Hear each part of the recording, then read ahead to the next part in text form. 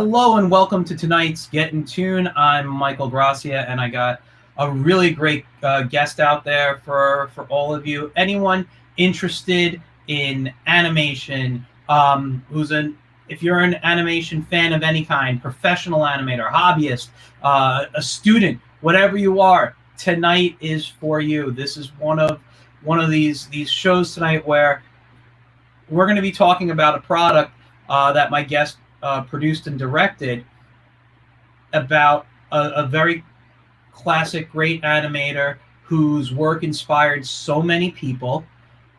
So when it comes to animation, this guy is on top of the list.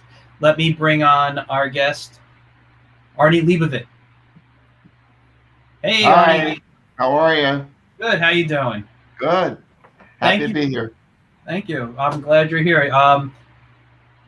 Before we get started and do all the fun stuff, I just want to put the website down below. www.puppeton.net is where you can go to purchase the Puppeton movie Volume 2 on Blu-ray.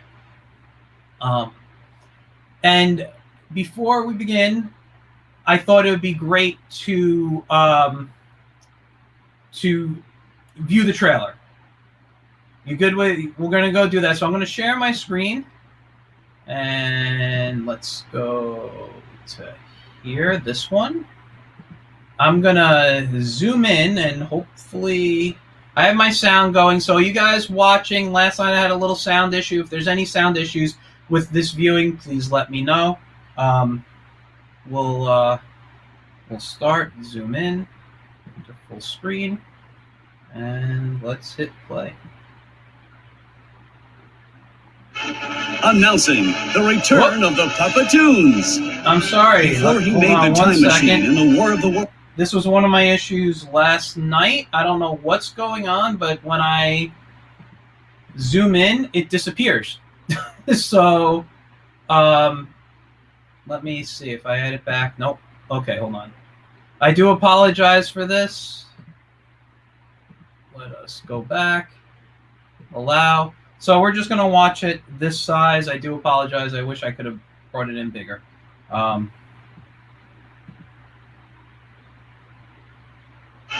Announcing the return of the Puppetoons.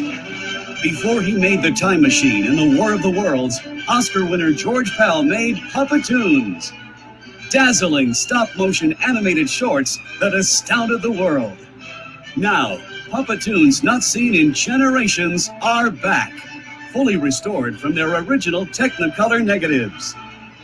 So journey back to that time of magic and wonder with special appearances by Bugs Bunny and Superman. The Puppetoon movie Volume 2 is a release that's got everybody excited.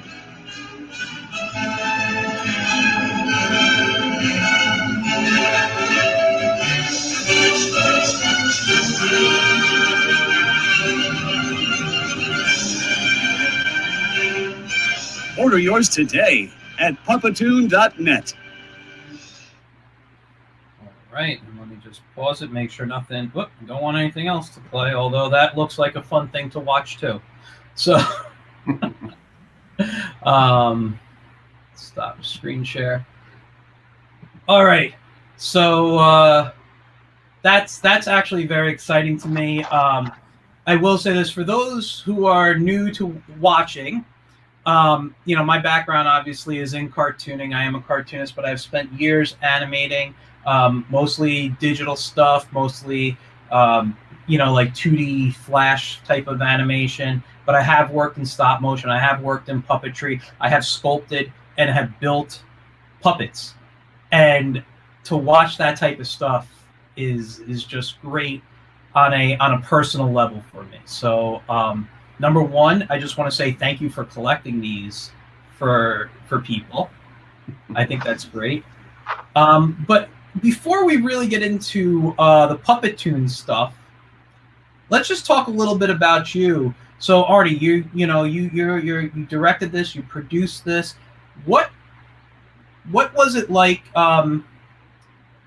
I guess if you want to go as far back as to growing up into your childhood, that like inspired you to get into working in film or entertainment or anything like that? What was it? What was your inspirations? Boy, well, I was growing up. I often talk about. Obviously, George Powell was a big influence to me when I was a kid. I was a matinee kid, like a lot of people my age. We spent a lot of time in the movie theaters. We particularly spent a lot of time on Saturday. Usually it was Saturday morning, and they would have cartoon shows often. And most of the people my age remember that. Maybe the shows were a quarter, maybe they were free, and they gave away prizes, and you'd go in and you'd watch cartoons, and they'd put on a show. Usually it would be cartoons, and often there'd be a feature film that they would also feature after the cartoon. Now, for me though, I was really obsessed with, for some reason, and I can't tell you why fully, but I really was obsessed with motion pictures in general, going to see films as a kid. And I remember the most influential things for me. There were three people. Cecil B. DeMille, who made the Ten Commandments. Obviously, I was very struck by the special effects, by the spectacle, by the showmanship, and in some ways by the terror of it. Because when I was a kid growing up, I was afraid to see the Ten Commandments at first, because I had told my mother that I was afraid to see God. I had heard God was going to be in the film, and obviously I grew up Jewish. It wasn't really I was in school at the time, but for some reason the idea of seeing God scared me. But I overcame that, and it was a spectacle for me. And the second would be Walt Disney. Walt was, as it was for a lot of us, he was an avuncular father. We grew up with him on television, on the Disneyland show, and later on Wonderful World of Disney. I got to meet Walt Disney when I was 12 years old at Disneyland, which was a pivotal, life-changing moment, just like it was when I met George Powell. So Walt's film, I think it was around the time that Sleeping Beauty was around. I was about 8 years old. That was a big film. That was a spectacle for me. And then Ray Harryhausen was the third person, so in the triumvirate. Seventh Voyage of Sinbad. I was 8 years old when Sinbad came out, and I must have seen the film 16 times in the movie theater. Watched it over and over and over again. They didn't throw me out as a kid, because when you're young at that point, they kind of let you stay in the movie theater, and I just stayed there for every single show, and I went after day. I couldn't get enough of it. And then, of course, George Powell. And what's interesting about the story is that all the three triumvirates of the main people that were most important to me growing up were all friends of George Powell. They all worked with George Powell. Cecil B. DeMille was pivotal in George Powell's making The War of the Worlds and When Worlds Collide at Paramount. Ray Harryhausen got his first job working for George Powell doing Puppetoons when he was 18 years old. I didn't know. That's interesting.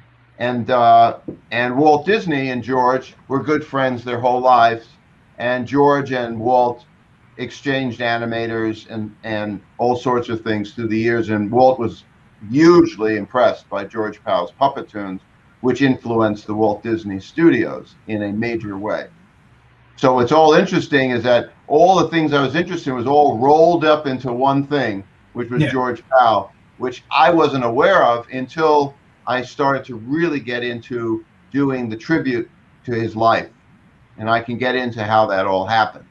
But that's sort of how it sort of began for me. Plus the fact I made films as a kid. I had a little 8mm camera, and we made films, and I was a little crazy. I projected movies to my friends in my house. I had a 16mm projector. I had invited friends to come over, and it was a very rare thing to do would be to show your friends sound movies in your house. and we collected films. I was considered a little bit on the not all there, Yeah. but that's what I did. So I was definitely obsessed by motion pictures, no doubt about it. That's fantastic. Yeah, and the era that you grew up in, because I believe you're a little younger than my father. He was telling, when you were mentioning how you could sit in the theater all the time. My dad was telling me he'd go there for a dime and just sit all day and watch the same stuff over and over again. But the era you guys came from, it was all like experimental. Everyone was just learning how all this stuff kind of worked, whether you were on TV or in film, and doing these great experiments and seeing things. I knew of George Powell when we started talking, and I started doing a little more research. I'm like, oh, I remember learning about him, but I always knew more about Ray Harryhausen, and that's the person who I always felt inspired me. So when I looked at that, I even have he has a great documentary somewhere in my closet back there. I have a Harryhausen. And it's just interesting. I didn't know that he got his start with George Powell, and he learned a lot from George. He was just a young kid. He was obviously for Ray, who was also but the other thing I didn't mention, of course, is I also knew Ray Harryhausen for many years as a result of my films I had done. Ray told me of many stories. So the only person I did meet, of course, was Cecil B. DeMille. That was afterwards. He had already passed away. I would have loved to have met him. But anyway, Ray was just a kid. He was King Kong was really his big influence. He was into animating realism, and George was making fantasy. And for him, it was a very big learning experience. He brought his films over to see George at his office. And George was just the kind of guy that was very open and was an easy environment to work for an animator. And he had a wonderful experience. He learned timing, he learned storyboarding, he learned frame-by-frame animation. He picked up a lot of things from George that ended up benefiting him when he ended up making his fairy tale films, and of course when he did his feature films, the special effect techniques. Some of those techniques he drew from things he learned from George. And so he told me a lot of those stories. The Puppeton Studio itself was quite amazing because many of the people in Hollywood worked at the Puppetoons. There wasn't anything like it in America. George was the first one to bring stop motion animation and made it a commercial idea in the United States. And so Hollywood was very open to George. He was not a threat. He was doing something so different than the Hollywood was doing that he was welcomed with open arms, and everyone worked there. Willis O'Brien, who did King Kong, worked at the Puppeton Studios. Ray worked there. Disney animators worked there. Many people from all sides of the industry worked there.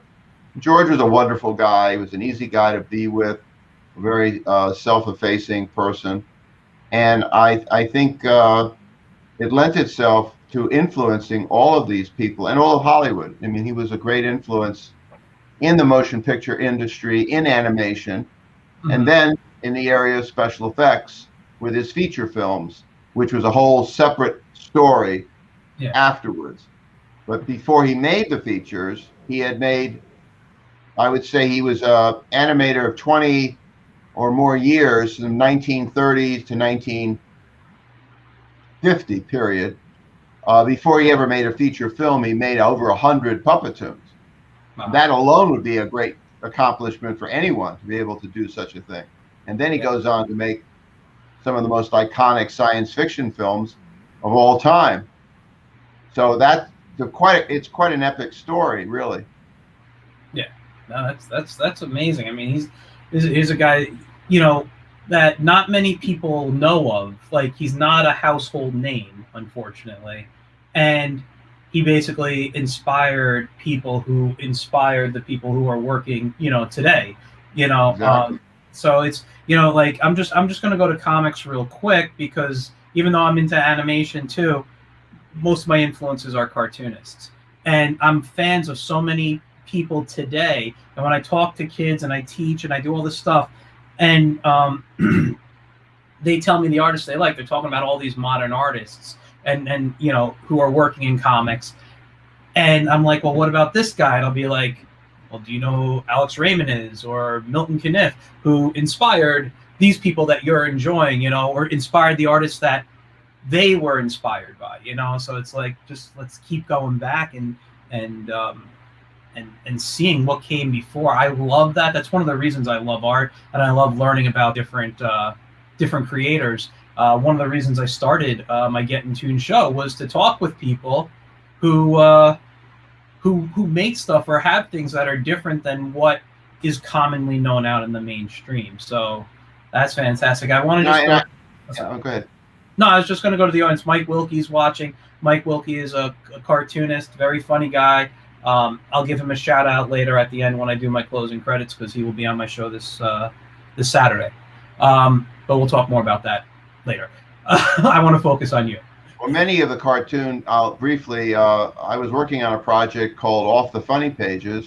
It was actually called The Funnies with Disney. I proposed an idea of taking all the comic strips and putting them in a film. It would be a Roger Rabbit, basically a Roger Rabbit of comic strips.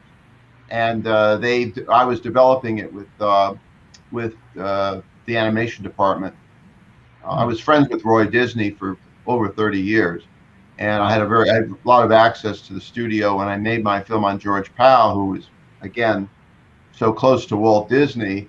It was relatively easy because all the main animators, the 9 old men, Ward Kimball, Mark Davis, Ollie Johnson, Frank Thomas, all were influenced by the Puppetoons and, you know, influenced the studio. So it wasn't hard for me. So doing the Funnies was an interesting project because I got to meet, or at least talk to, most of the most well-known strip people. It started with Frank Ridgway, who did Mr. Abernathy, who was friends with Mort Walker, who did Beetle Bailey, and that led to the other comic strip people, where there's Burt Breathed, Bill Watterson, Tom Wilson, Ziggy, Johnny Hard, BC, Wizard of Id, and many of the other characters. I kind of put them all together in this idea. It was a very tough project to try to do. Eventually didn't happen because I think the rights issues were an issue, and the personality issues of the different animating cartoonists was an issue. We came up, I thought, with a very good way of doing it, but I think each one of them is their own movie, and it becomes very difficult to tell the story, to really tell the story and get the satire of the characters in very brief vignettes. And I think was the most difficult part of it. But it was a wonderful project, and I got to meet and talk to all of them, and I really enjoyed that a lot. That's great. I mean, you know, I've gotten to meet, the only one I got to meet on the list that you named was Mort Walker. I met him at a New York Comic-Con for maybe 10 minutes. It was a little slow, and I got a print that he signed, which used to be on my wall. I'm just moving some stuff around in my decor here. He was a great guy, and a great advocate for the whole cartoon comic strip business. He put together a museum that didn't fly, but he did well with it for a time. Yeah, I went to that museum when I was I like maybe 9 years old. It was in Port Chester, I believe, New York. Yeah, and he was trying to put one together in Florida too. He wanted to do one down there as well. I don't know whether it ever actually opened, but plus he came up with the postage stamp thing. He had a wonderful, I still have them, the first series set of all the comic strips from going back to the Cats and Jammer Kids all the way through the present of famous comic strips on postage stamps. That was a big project for him, and he worked with the United States government to come up with this beautiful set of gorgeous, colorful, very big stamps of every single well-known comic strip character. His was, of course, featured, as was many of the people I mentioned to you, and that was very exciting for him. Yeah. So, I'm sorry. But no, that's okay. No, but yeah, no. So that you know, to me, that's a cool story. I know you told it to me. I'm happy you shared it on air, because a lot of my fans are in the comic biz, and we just love stories about, you know, the comics that we grew up on, or that like I inspired us, or that we still read. I mean, I have books here between animation and comics. I probably have about 50 different books, you know, of things. It's unbelievable stuff, and it's unbelievably important. It's important to realize how really creatively inspiring those people were that wrote those stories, and also the comedy, the use of comedy. I mean, they varied from strip to strip, but the intellect that was involved in so many of those things was really quite extraordinary. No, there's no doubt about it. They're just amazing things. All those comic strips, all that went into them, the artistry of them, storytelling, and also that special sense of specialness each one had, of the personality of each of those people. This was really quite special. But for me, it really goes back. For me, it's in case of the Puppetoons, I think I was taken by the style. First of all, when I was growing up, the only time we ever saw Puppetoons was on television. They haven't been seen in years. They were taken off television. They were distributed in syndication. That was long after they were released in movie theaters. They were shown in theaters in the 1930s and the 1940s. And when you went to see a feature film by Paramount, for instance, it was very highly advertised that a Puppetoon was going to show with a major feature film that they were doing. They were very highly promoted. Wow. People that were alive then, I've talked to people whose parents saw them in theaters when they were kids, before they were even born. And the audiences applauded when a Puppetoon came on the screen. They really looked forward to the Puppetoons because they were so different than anything that was being shown in the movie theaters. It was three-dimensional animation. They were watching Disney cartoons, whether it be the Popeye or it was Betty Boop or Felix the Cat or Oswald the Rabbit or Mickey Mouse or Disney. And here you have three-dimensionality in a cartoon, because George was making what he called it cartoons in 3 dimensions. His style of animation was not just to do realistic, like I mentioned, that Ray wanted to do, like the King Kong. He emulated doing these in his monsters and his dinosaurs and so forth. George was pure fantasy. He wanted to focus on cartoon animation. These are literally cartoons in 3 dimensions. And he took the flat cartoon and turned it into 3 dimension with the style of the cartoon. He didn't invent stop motion animation, but stylistically, he was the first one to do it as a commercial idea that was very popular, first in Europe and then in the United States. He was called the Walt Disney of Europe before he ever came to the United States. Really? He had been doing these things in Europe for years, and they were a huge hit. And then he was invited to the United States to do his Puppetoons at Paramount. Wow. So during that period, the Puppetoons were not a secret. They were extremely well known to the world audience all over the world. They disappeared from television in the early 50s, and they haven't really surfaced until I did the Puppetoon movie, the first one. And I reintroduced the Puppetoons to a mass audience with my first film in 1987, which was the Puppetoon movie. And now, the second one, 30 years later, I ended up doing a second one because films that hadn't been seen, or there were rights issues and things are just starting to get discovered for the first time. I realized I wanted to continue and do more of them. And so what's so unique about this is that people are seeing films that haven't been seen in 80 or 90 years, first of all, and beautifully restored from their original Technicolor negatives, which have never been accessed before until recently through my relationship with Paramount Pictures and other archives, able to get this original material to be seen. So it's literally the first time audiences will be seeing these in our generation. Wow. And that's what makes it such a landmark release. That's amazing. I wanted to ask you. You said you were friends with George Powell. When did you go? How did you meet him? How did the friendship? How that happened? Well, how that happened? It was not long, but I was working on a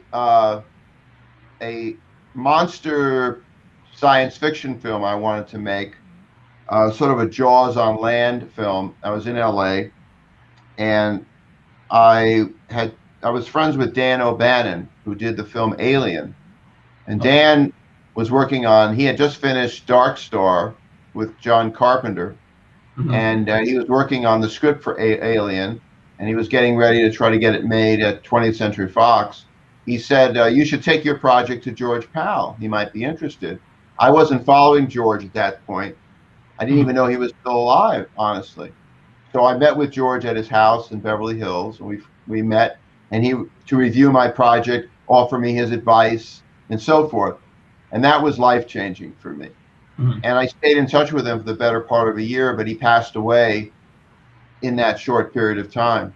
And then I became friends with Mrs. Powell for about over 20 to 25 years.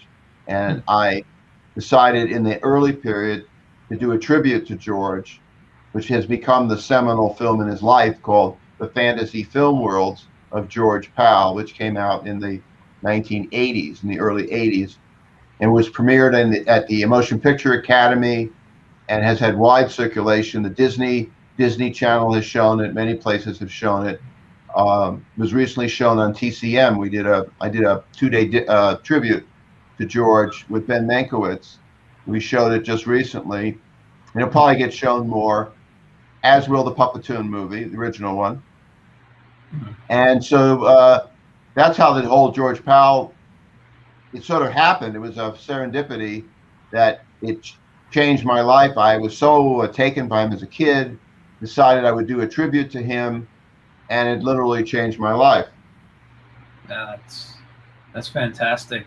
I wanted to talk a little bit about the cartoons. Now, like you said, he focused on fantasy stories, but all his stuff, all his 3D puppets that he animated, that's all wood sculpture, correct?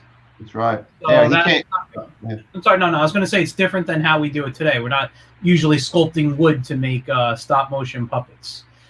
Well, the way the story goes is he was doing commercial about cigarettes. He was doing flat animation because he came up from an animation architecture background, is what it was. He studied to be an architect at the Budapest Academy of the Arts.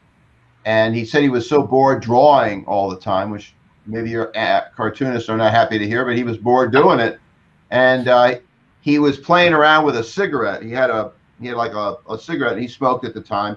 And his Mrs. Powell told me the story when he was just playing with it, the light bulb went off, that he would take a 3-dimensional object and animate it. And he told the sponsor, what do you think if I use your own cigarettes, instead of animating them, cell animation, to actually have 3-dimensional cigarettes? And they loved it. They said he could see the trademark on every frame. And that's how it began. And he would eventually he put legs on these cigarettes so they could walk, heads so they could talk. So that's where he put the flat cartoon into 3-dimension. Wow. And so then he came up with the idea of the replacement figure puppet, which means that for every frame of film, there's a separate puppet. He basically pre-designed and pre-constructed the entire film before a single frame was shot. Wow. And hundreds, if not thousands, of puppets were created, made of wood. They were replaced frame by frame, literally, physically, frame by frame, a different move, a different part, a different body part, a different eyeball move, whatever. He made these elaborate director sheets, which impressed the hell out of Ray and Gene Warren and Hua Chang and all the people that worked at the studio, where George, put every move of the puppet on a piece of paper just to show you the planning involved in this. It was no accident. Everything was well designed, well pre-planned. Every move of the puppet, with storyboards all over the studio offices. And the animators followed what he had devised. So that's a bit of a genius right there, to be able to do such an incredible thing. Yeah. And he came up with amazing fluidity of movement. When you look at the films, you can't imagine that they're wood, but they are. And there were many, and I think the fluidity comes from that craft that was done by these amazing woodworkers and doll makers and people that did that kind of work. Obviously, it was very expensive. It didn't last because it was so over time.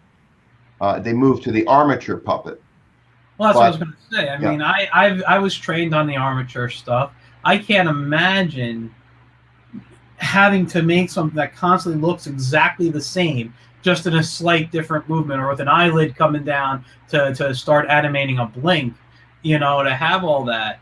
Here's an example. Now, this is Jan from Tulips Shall Grow. In the Puppeton movie, the Tulips Shall Grow was made in 1942. It was nominated for an Academy Award. And by the way, George won an Academy Award for the Puppetoons in 1944. Very few animators won Oscars for their cartoons. Yeah. And this is sort of an example. And this is just one pose of the puppet for one frame.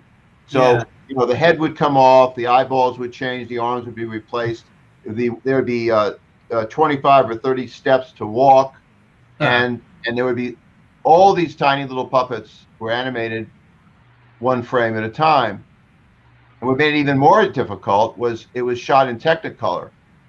And in Technicolor, it needed a lot of light to shoot. There's a Puppeton right there, by the way. This is one of George Powell's Puppeton. And so they had to shoot 3 frames for each frame. So not only did they have to shoot stop motion animation with hundreds, if not thousands, of puppets, and the design sets and everything else that are really your viewers, if they see the Puppeton movie, the new one, it's astonishing. It's almost jaw-dropping when they see what he's actually accomplished. So because of Technicolor, it was red, blue, and green with the 3 primary colors, and it had to be shot one frame at a time for 1 full minute. It took a full minute to expose a single frame of film, because at that time the film stock was not as sensitive as it is today, and it was required. That was required for the light. So in a single day, approximately 16 seconds of film would be shot, or 300 frames in a single day. That's how long it took, and it took 6 to 8 months to shoot an 8-minute subject using this technique. And that's how the Puppetoons were made. So that you have to think about that when you're watching them. It's beyond comprehension in terms of what was going on. It's not when my work is in 2D. I've done some, like I said, I did a little stop motion, in school learning. I've done some 3D animation many years ago, late 90s, early 2000s. I was using 3D programs, but I've always been more of a 2D guy. And when I taught animation, and to explain how it was 24 frames in 1 second, and you're thinking about an 8-minute, think about how many pictures go into, 1 minute, and then, multiply that by 8 minutes. It's just, I'm just thinking of the movements, the sculpture, all that time by hand. What if something happens, they jerk and the character's a little too far out? What did they, it's like, that's a lot of reworking, Well, here again, the advantage that George had, it was all pre-planned, so there was not a lot. It really wasn't a lot of room for too many mistakes because he had pre-planned it so well, and I think that's the remarkable part of that particular style, which is not possible anymore. When they did Nightmare Before Christmas, I was there when they shot the film. And all the animators that worked for Disney, of course, on that film were influenced by the Puppetoons, because Nightmare is the closest thing there is to a Puppetoon, because that is the series puppet that Tim Burton was utilizing and Henry Selick was doing. So they emulated the Puppetoons very, very, very directly, and they were the Puppetoon movie was actually an influence in the making of the film by many of the people that worked on it. But that's the kind of story I hear all the time. I was brought into Disney actually before they even made Toy Story, before they even getting into CG animation. They used Puppetoons as an influence for their whole department to do basically computer-generated animation before Toy Story was ever done. So I would say that Puppetoons influenced the whole explosion of CGI animation that we see today, just as George's special effect films influenced Spielberg and Lucas and Peter Jackson and James Cameron and everyone else who has ever made a science fiction movie. Yeah. He influenced the whole science fiction field, just like now he's influenced in our generation, believe it or not, the whole world is CGI. Okay, it's quite remarkable. Yeah. I was going to say, when I was in school and I was studying 3D animation, the best animators for 3D, best 3D sculptors, whatever you want to call it, the modelers, they were traditional sculptors or puppet builders. You know, and I got to work, you know, like I said, I did some stop motion, you know, some armature work. I've built some puppets and things in my life. The guy I studied under Bill Baird, if you know who Bill is. Sure. I know Bill Baird. I spoke to Bill Baird when I was in New York. I'm sorry, can you repeat that? I was moving. I spoke to him when I was working in New York back in the early 70s. I spoke with him at his studio. Oh, that's amazing. His work, you know, I've always grew up loving puppets, and obviously I'm a Muppet fan, Jim Henson, you know, that's what was on TV. But I always liked looking at other things, and I was always interested in marionettes and rod puppets. So when I worked with the guy who taught me, and I found that he was trained by Bill Baird, I was like, this is just amazing. I'm learning techniques that Bill was using, and I was like, this is great. So like when I got into 3D work, I was like, everything was just kind of coming. I understood the movement of where the joints would go on a puppet, you know, and that's how I was building in 3D. You know, I was thinking in the terms of looking at what I sculpted, what I've built, you know, things like that. There's something about working in 3D that does lend itself to that very well. I mean, now in the world of CGI, everything is designed in 3D, really. Yeah. In a real environment. It doesn't compare to the Puppetoons, in my opinion, of course. I have my own opinion on this. Nothing will ever come close to a real live action shot environment like you will get with in shooting in actual 3D. Yeah. That's not in a computer, which is a bit sterile and cold for me. I mean, they've made great advancements, but it's never quite the same thing as the actual thing. There's something about that physical environment that makes a big difference in the believability of what you're seeing. And so I've never been a gigantic fan of computer-generated imagery. The storytelling is really the key. I think if it does, the storytelling is where it needs to work or not work. I think Pixar has done the best, in my view, in most cases, of understanding the storytelling aspects of filmmaking, because it draws from the whole Disney heritage from the past. It's the same style of storytelling. It seems to zing very well with the audiences, and they know that formula very well, and it seems to work. Today they're going with a little zaniness. In fact, they're even doing more zany and crazier ideas. Not quite as bizarre, say, as some of the other studios that are trying it, but I think the level of heart and emotion and believability of character in the storytelling is really critical of what you do, honestly. I don't disagree. I've always said, you know, I might be a cartoonist, I might be an animator, but my job is I'm a storyteller. You know, I taught storytelling on the college level, visual storytelling, by the way, for 16 years. And I still do. I still travel. I still talk about it. You know, storytelling is key to everything. And what you're saying with Disney and Pixar, I think I can't, you know, I have to not disagree. I have to agree with you, because the one thing that Disney always did, and I noticed Pixar does, is they don't really date their films, in the sense you can watch it at any time, and it's not, you're not looking at pop culture references. And not to knock movies like Shrek, because it was good when it came out, right? But it has a lot of pop culture references in there, and if you don't remember what happened back then, you're not going to get the film. And that's what just happened with the Spider-Man film, that one that came out, which was very, very popular, very successful. I thought it was amazing when I saw it. But it is topical in that respect. It's very current. And how well it holds up over time, I'm not sure. Those two guys are very, Lord and the other guy's name, Chris Lord, and the other fellow, very bright. They're doing wonderful stuff. They're the hot new team doing great work. Yeah.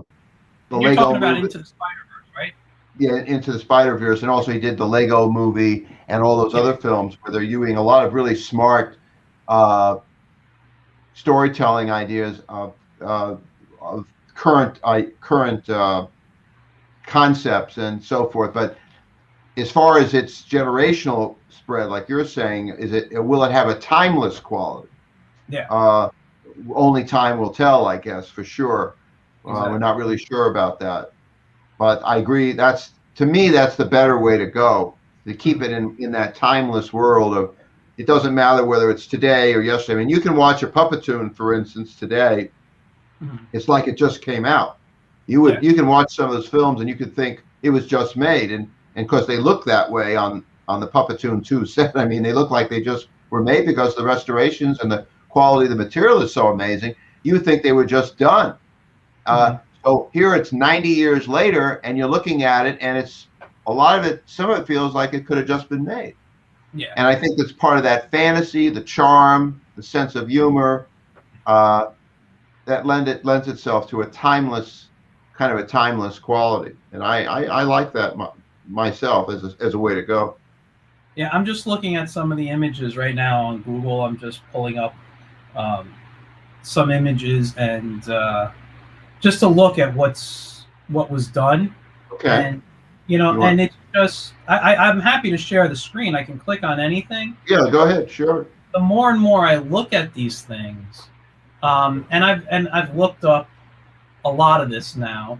And let's share.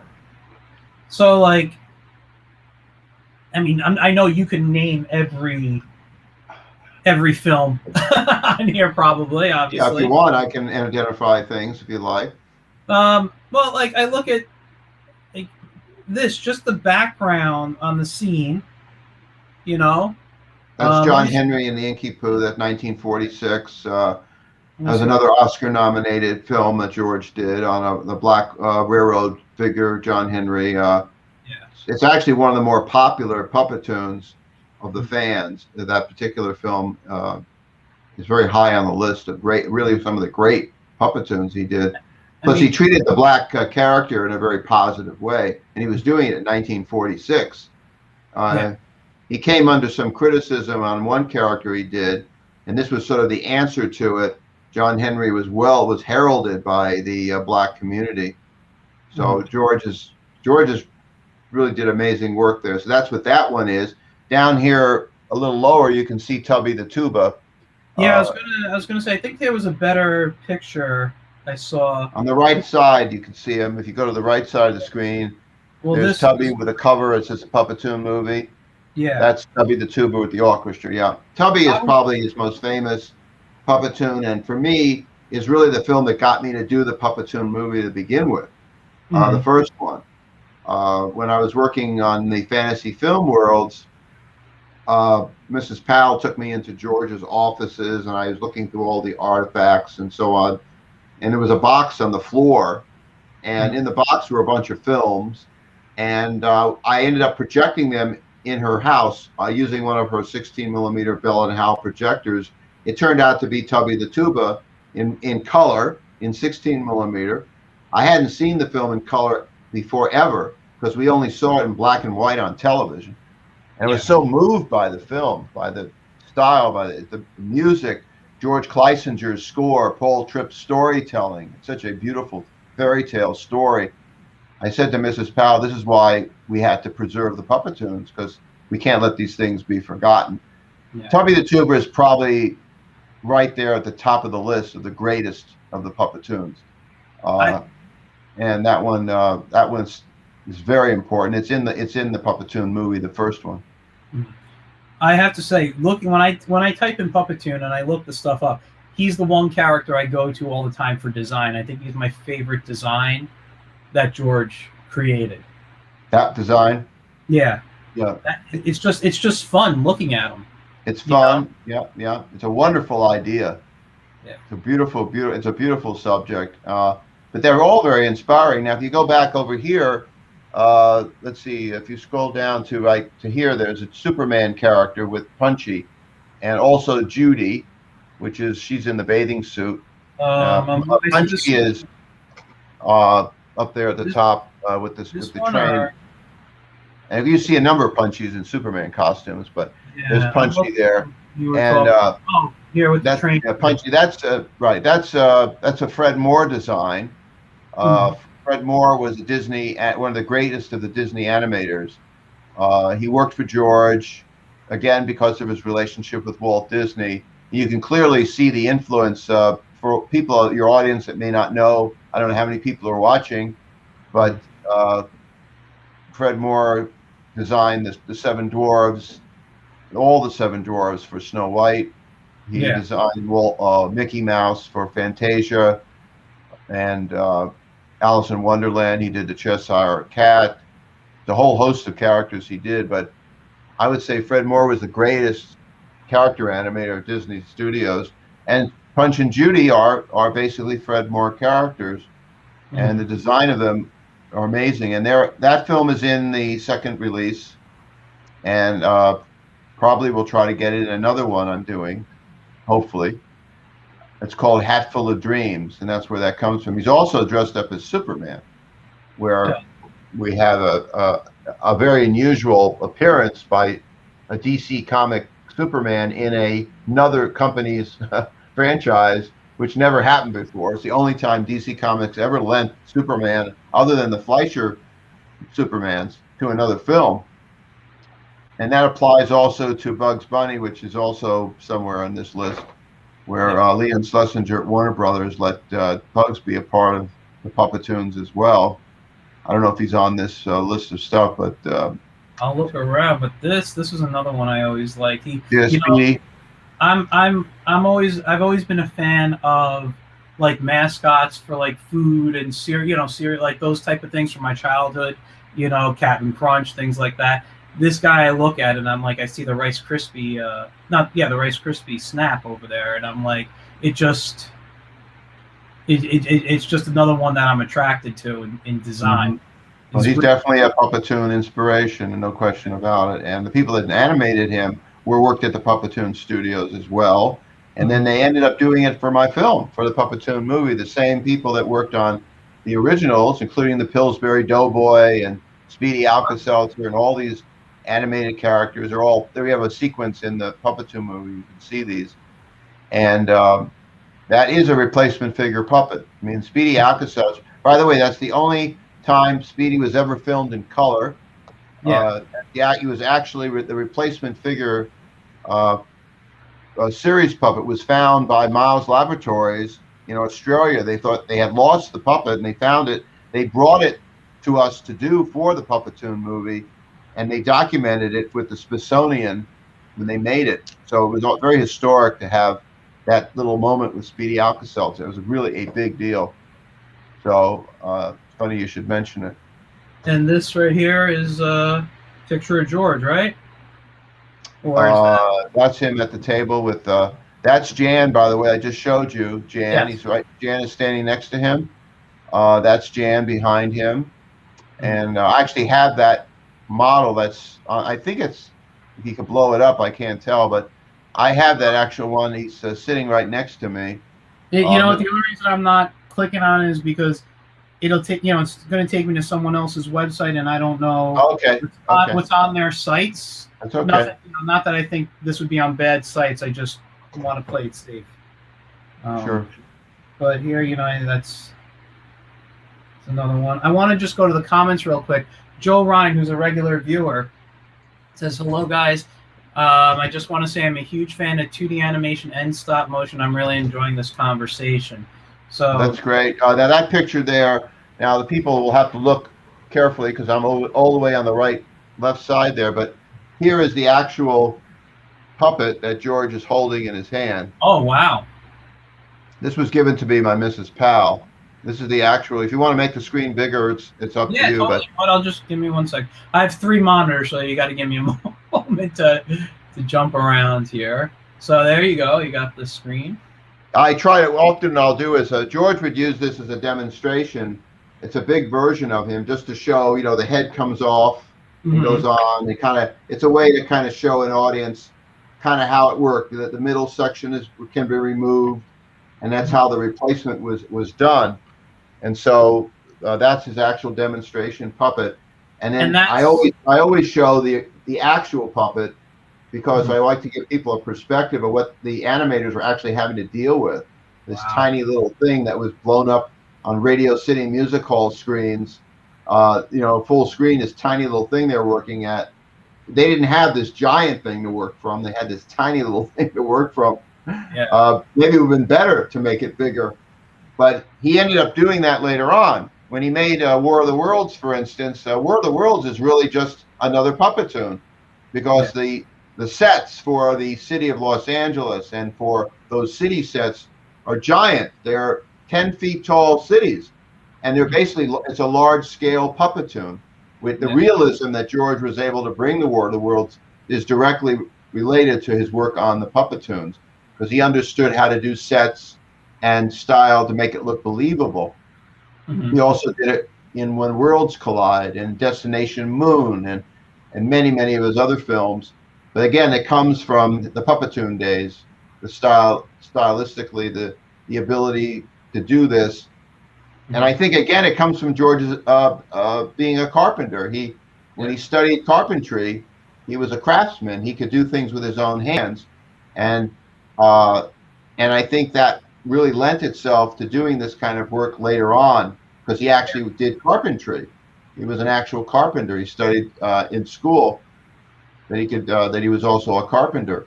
And it's the amazing thing about him is that he could do almost anything. He was an animator. He could do physical creation of puppets. He was a producer. He was a director. Very different than a lot of other animators or producers. Even Walt Disney couldn't do all the things that George Powell could do. Yeah. He was very multi-talented. That was quite unique about him. He was a sort of a Renaissance man. He could do almost anything. So anyway, I thought if there's anyone watching, they thought they'd be interested to see. First of all, I'm impressed by that. Number one, I wanted to ask you, is that all wood? Yes, this is all wood. That must be heavy to hold up as long as you've been doing it. Yeah, it is kind of heavy. I'm going to put him down. I'm going to put him down now. I was going to tell you. You can put that. You know what? I think we should. Let me bring you back. I think, you know what? It's time we go back to the other trailer. You have a longer trailer. Okay. Yeah, a little bit more gives people a feel of what some of the Puppetoons and what they look like. All right. And I'm sorry I can't go larger. I wish I could. I'm going to share these on my Get In Tune Facebook page. So you guys, if you're following getintoon.net, obviously TOON, please follow. If you don't, if you do, later tonight or tomorrow, these 2 trailers that we've watched will be up on there. So you guys can go back, see it, and make sure you go to puppeton.net to purchase. So let's hit play right here.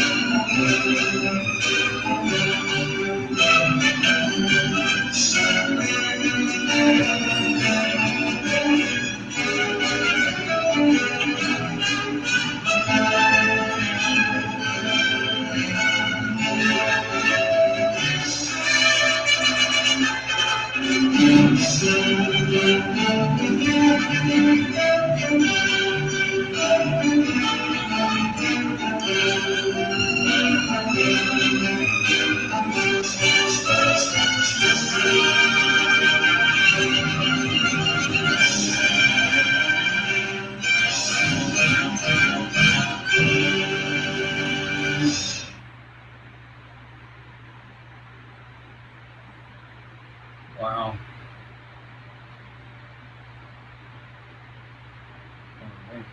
Oh, is there a little more? No, that's it. That's it? Okay. That's it. All right. I thought, you know, let me hold on, let me come back to the screen. Yeah, those were beautiful.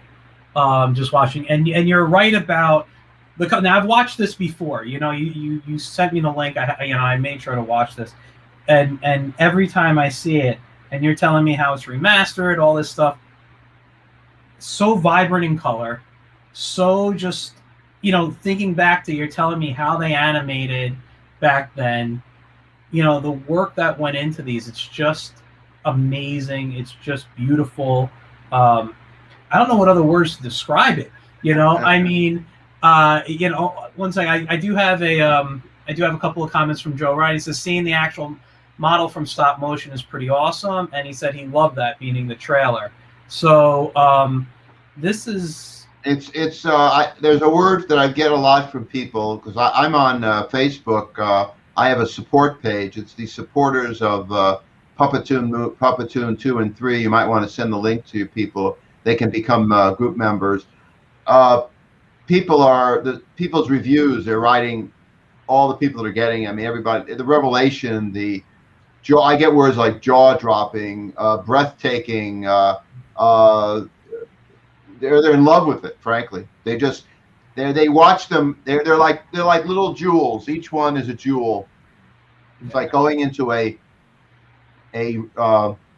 gem cabinet, and they pick out one and they watch one at a time to savor it, and then they'll tell me they want to go. They go back and they watch it again and again and again. But they'll just, you know, it's not to be seen together. You just want to watch one at a time and just savor them, each one separately, and just appreciate what went into those subjects and how much effort and time and it's literally mind-boggling. It's just no other way to describe it. It's mind-boggling. I'm just, you know what? I'm on Facebook right now. I wanted to grab the link. Let me see. I think this is how I can do it. Hold on. Copy link. Support page is it's called Supporters, the Puppeton Movie, Volume 2 and 3. I mean, they can interface with other people on that page and talk to them. You can read the hundreds of comments by people if you scroll down. Just the links I just posted the link, so it went to my Facebook. People watching on Facebook, people watching on YouTube, and people watching on Twitter now have the link to come and go click on it. But do it after the show, guys. Don't leave right now. I'm announcing, as I did with Puppeton 2. That was a 3-year project. Actually, it was a 35-year project, because a lot of these things hadn't been released and discovered, and it took me literally a lifetime to put those together. So it's a lifetime project, labor of love. But now I'm working on hopefully a Puppeton 3, and as I did with Puppeton 2, I did a crowdfunder for that, and I have literally a couple of hundred donors to the Puppeton movie. Who wasn't without them, I would never have been able to really pull it off. And plus, I had to put my own money in. I had a lot of other help from an enormous number of people, not to mention the people that helped restore it, people like Steve Stanchfield of Thunderbean Animation, Tim Romano, who helped me with RGT Archive, the people that did the subtitling, the people did the authoring, which Steve did some, a lot of it. Not to mention all the rights from. I have studios from all over the world that have helped contribute to pulling it together, including Paramount Pictures, which is is the biggest news of the century that they've allowed this to be done, and that's a story and a half. But for Volume 3, hoping to do the same thing. I haven't announced it yet. I'm going to. And on the support page, what I've done over the past 3 years is, as things developed, as a new film was being restored, I would put up a picture. I would talk about it just to get people aware of what was going on. And I had to do it very slowly because the restorations take a long time. Yeah. Pulling it all together. It took over 3.5 years easily to do that, this project, to finish Puppeton 2. And so it does take time. I'm hoping this next one will be faster. But that'll be another session we can do together. I was going to say, when that's ready to come out, or when you're ready to do the crowdfunding, I totally want you to come back for that. Sure. When you do the crowdfunding, are you using something like Kickstarter, Indiegogo? What? I had thought of that. I did it for some things, but I'm doing it as a private one. It's better that way, because that way I leave it up for as long as I need to, and I don't have the pressure from those sites, time and this and that. It was really good for me to do it my own way, doing it privately. I was able to let the fundraiser stay up for 3 years. And in that time, people just came to it over time. And it was much, much better for me. I got to know people. I got to interface with them. And, you know, I became friends with so many, many people. There's at least 1,600 or 1,700 people who are members of that support page.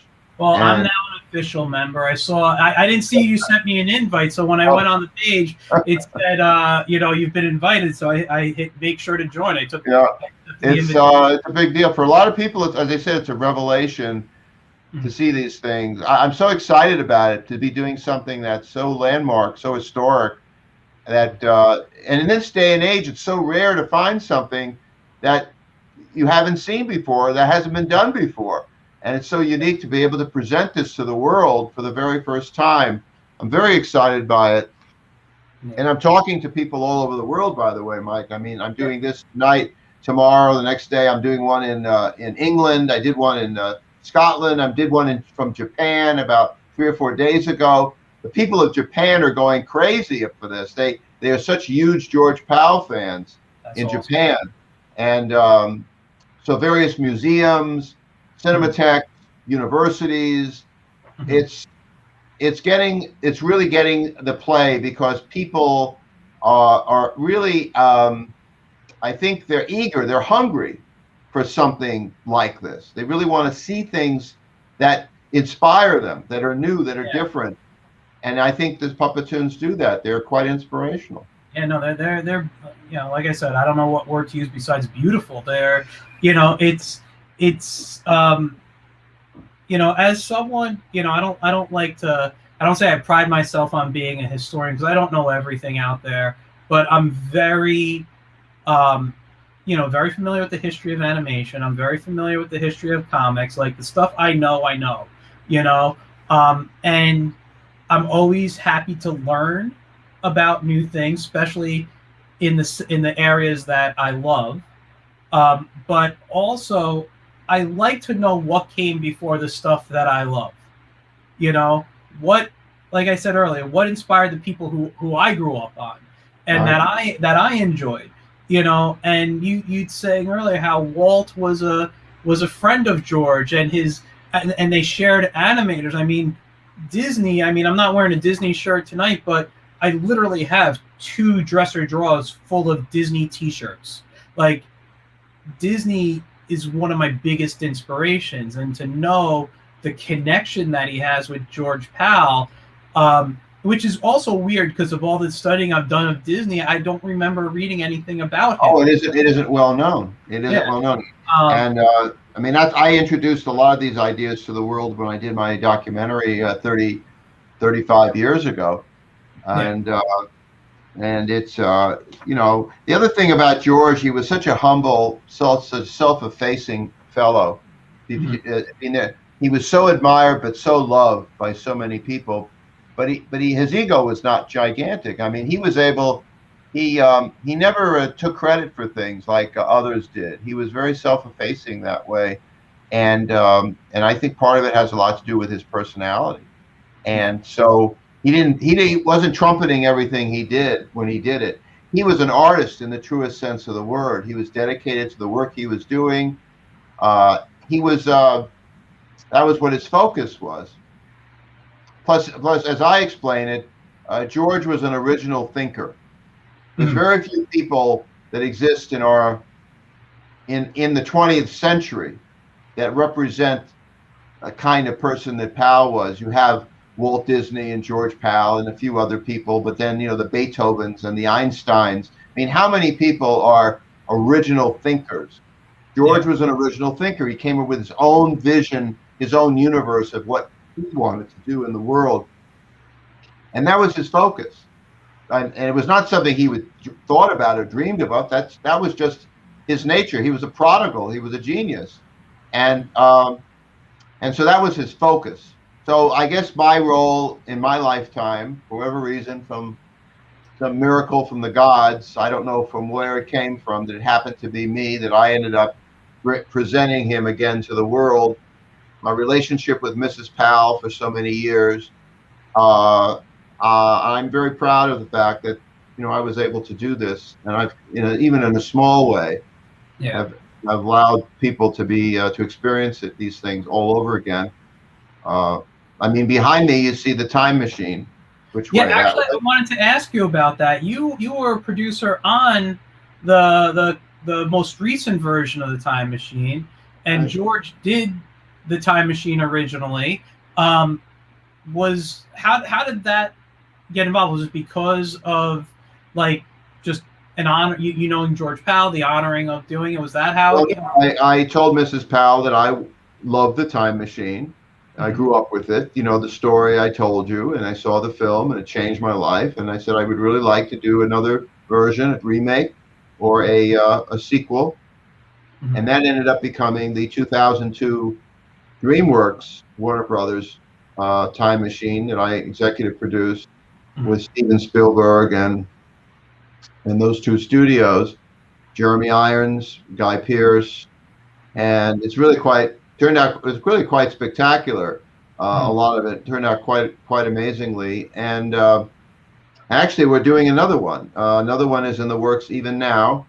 Warner Brothers is asked to do another one. I'm involved in this one again. It's a director named Andy Muschietti who did It, the clown story, very popular.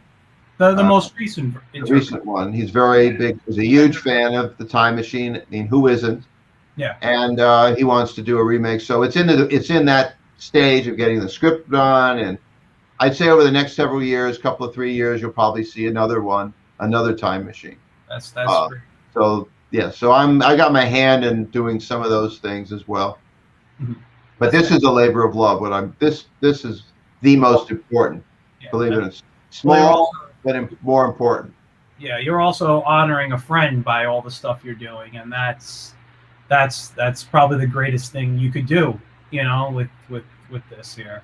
Exactly. People not forget about how great this guy was. I'm actually gonna. I think we're gonna wrap up in a few moments. Because we're on different coasts basically, and where I am, it's time to start closing down for the night, so I can go to work the next day. But I number one, before I let you go, is there anything you wanna mention? I'd like to show the 1 minute video again, if you don't mind. Okay, sure. All right, let's do that. Then we'll do a wrap up. Okay, let's come back here, and this was. I see the Frank and Ollie stuff. I just popping up on the side. I've watched that DVD. I don't know how many times. So. Oh yeah, Frank and Ollie. Announcing the return of the Puppetoons. Before he made the time machine in the War of the Worlds, Oscar winner George Powell made Puppetoons, dazzling stop-motion animated shorts that astounded the world. Now, Puppetoons not seen in generations are back, fully restored from their original Technicolor negatives. So journey back to that time of magic and wonder with special appearances by Bugs Bunny and Superman. The Puppetoon Movie Volume 2 is a release that's got everybody excited.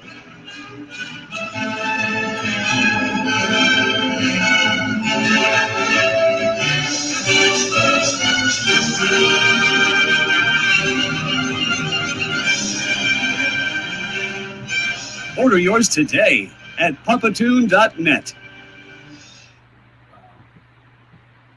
All right, that was fantastic. Let me make sure I'm on the right screen now. Yeah, the reviews have been amazing. I mean, they're coming in from all over the world. It's amazing. Oh, It's just incredible. It's amazing. I'm actually overwhelmed by it, honestly, more than I anticipated. I was very worried. I didn't know how well it would be received, and it's like just astounds me, honestly. It really does. I'm so happy about it. You know, it's amazing. You know, they always asked George, they said to him, you know, when he was alive, to see Star Wars come out and Close Encounters, and they asked him, you know, why don't you make a Star Wars or Close Encounters? And George said, they've already been done. Again, his whole personality, he wanted to do something new, something different. And so one of the things he said was, he said, something different. That's what interests me most. When people say it's impossible, can't be done, I'm already interested. Yeah. That was George. Always looking for something different, always a challenge, something original. And every project he did, no matter which one you pick, is totally unique unto itself, where nothing like it had ever been done before. Every film he did was unique of itself at that time. Yeah. And today they're emulated and repeated and remade by everyone. That's quite remarkable. Yeah. No, that's amazing. Very. I mean, and what I want to say, first of all, I'm gonna put you backstage and I'm gonna just hang out backstage. But before I do that, I wanted to say, number one, thank you for coming on. Thank you for sharing George Powell. I know we've talked in the past. You've told me stuff. You've sent me things, but I feel I've learned so much more just sitting here listening to you tell the stories than any video you sent me or any website or whatever link you sent me. This was very fun for me. I had a really good time tonight. I did too. It was great. I appreciate your interest and your enthusiasm. Honestly, you're great yourself. Thank you for that. Thank you. I appreciate that. Again, I want to thank you not just for coming on, but for creating this for everybody to enjoy. I always say it's important to have creators out there to help bring entertainment, whether you're a musician, whatever you are, you're bringing some kind of entertainment. It helps people forget their problems or just escape just the stress of a daily life, whatever it is. And looking at George's work, like I said, is beautiful. They look fun. They look just imaginative. So much fun that watching 1 8-minute short, will take you away from whatever your worries are. So for you to bring this back for people is just a great thing to do. Especially now, I think the world needs it. Oh yes, totally. Totally. The world needs George Powell now more than ever, for sure. I totally agree. Well, I'm going to drop you backstage again. Thank you for coming on. I really did have fun. I'll talk to you in a few moments. All right. Take care. Bye, everybody. All right, guys. I want to thank you for tuning in, watching. Make sure you visit Puppetoon.net to purchase your Blu-ray copy of the Puppetoon movie Volume 2. Go if you have a Facebook account, go make sure you like the Facebook page for the supporters of Puppetoon. And this coming weekend on Saturday when I do my Saturday storytelling, I'm going to have Mike Wilkie on, who I mentioned earlier. We're going to be focusing on we're going to be focusing on storytelling for single panel gags. In the meantime, you guys can find me on getintoon.net on Facebook, at Michael Gracia on Instagram, YouTube, and Twitter, and Toonmaker76 on Twitch. I look forward to talking to all of you on Saturday, and I'll have a new guest next week. Follow along so you can find out who that is. You guys have a great night and a great rest of your week. Bye, guys.